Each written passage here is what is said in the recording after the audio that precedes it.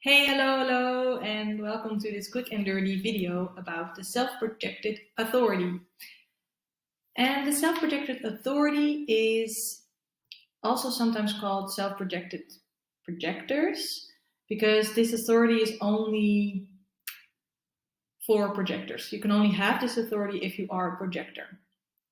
And when you're looking at this example, this is an example of someone with self-projected authority. And to recognize this self-projected authority is that at least the G center, so the yellow triangle in the middle of the design, is defined via the throat. And it can also be that the head and ajna are defined like in this example, but it's not necessarily the case. It can also be that the head and ajna are undefined, but the throat and the G center are still connected to via one of these three channels. And everything else in the chart is undefined. So everything below the G center, as you can see in this example, is undefined. And if you want to learn a little bit more about the hierarchy of the authorities, then you can go to my other video on that, which explains the different type of authorities that we discern in human design, which are in total there are 7, and how you can recognize this in the chart and how it plays out. So I'm not going to go into that detailed in this video, but you can check out the other one for that.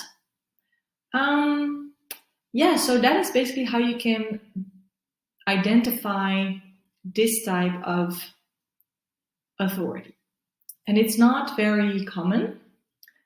And as you might have seen in my other videos, maybe of the splenic authority or the emotional one, actually for projectors, we distinguish the most different type of authorities.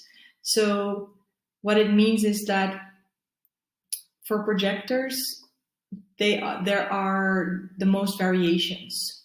So you can have splenic projectors, for example, you can have emotional projectors, you can have ego projectors, and self-projected projectors and mental projectors. So there's a lot of variations there, and it all depends obviously on the centers that are defined and undefined in the design.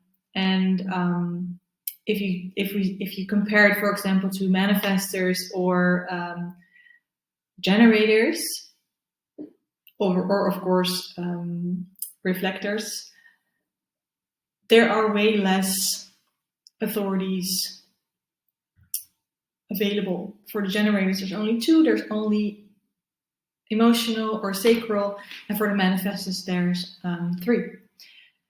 But for the projectors, there's a lot more. So if we talk about projectors, it's very important to understand this, because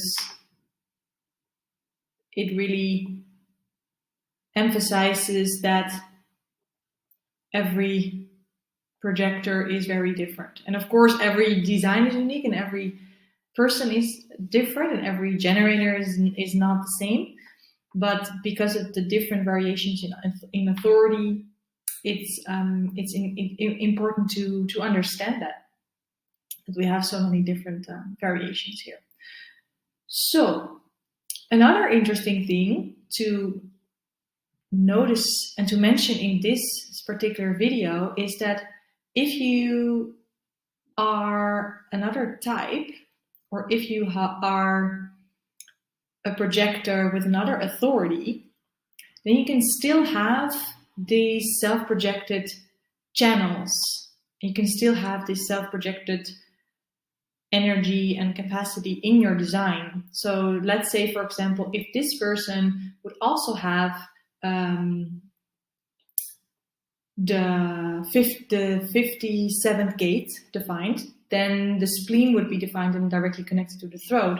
So then this person would have splenic authority, but still have this self-projected channel from the identity to the throat. So it would obviously completely change the type of projector, and the spleen would be in charge when we talk about making decisions, which is what the authority is obviously all about. But the element of self-projection is still there. So that's interesting if you maybe have that in your own design as well. So let's talk about this authority. Well, as you can see, and that's why I always include a design or an example of a chart here, so you can visually actually see what I'm talking about. As you can see here, the identity is directly connected to the throat.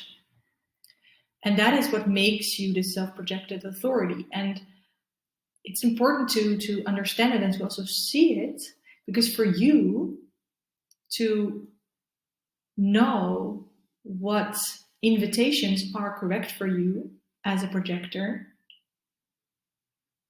and to really understand and to know your truth about whether you are feeling recognized and whether you really want to accept this invitation, it's very important to hear yourself talk out your truth that is coming from that identity center, from your core, from your deepest essence, so to speak, and to really hear that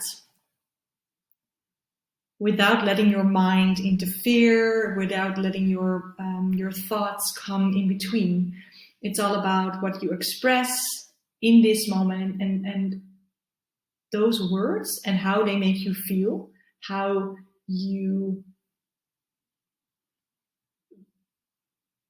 what sensations in your body, or what expansion, or what energy comes up, or what frequency you feel when you hear your own voice, and whatever you blurt out in that moment. That is your truth, and that will discern whether or not something is for you right now.